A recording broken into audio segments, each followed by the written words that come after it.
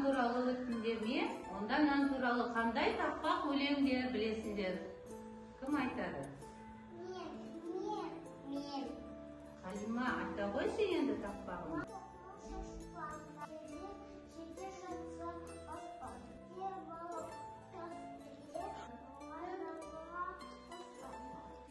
Жарайсың, Қалима.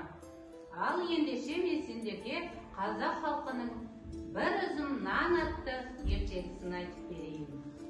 Тыңдайсыңдар ма, балалар? Ертеде бай мен кедей өмір сүріпті. Олардың араздығы сондай, бірін-бірі көргісі келмейді екен. Байдың үйі кең, әдемі болыпты. Іші толған алтын мен күміс. Ал кедейдің үйі ағаштан жасалған, төбесін бұтамен жапқан қора екен. Алтын мен күміс түгілі нанын әзер тауып жепті. Егін егіп, оны суарып, күтіп, орып, өз күнін өзі көреді екен. Бір жылы көктемде алапат су тасқыны болады.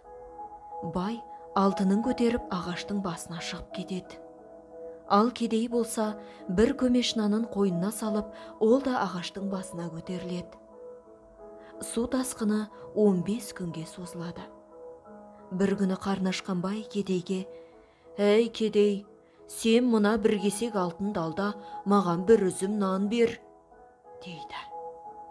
«Жоқ, алтының өзіңе, нан бер алмаймын», деп жауап береді кедей. Екінші күні бай кедейден тағы да нан сұрайды. «Алтынымның жартысын берейін», дейді ол бұл жолы.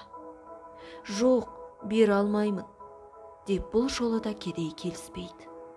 Ақыры аштан өліп бара жатқан соң шыдамай, бай бір үзім нанға барлық алтынын айырбастайтынын айтады. Кедей бәрібір көнбейді. Бойынан күші кеткен бай бас айналып суға құлап кетеді. Ал келесі күні су тоқтап, кедей ағаштың басынан түседі. Халықтың алтын күміс тас екен, арпа бидай ас екен дейтіні осыған орай айтылған екен.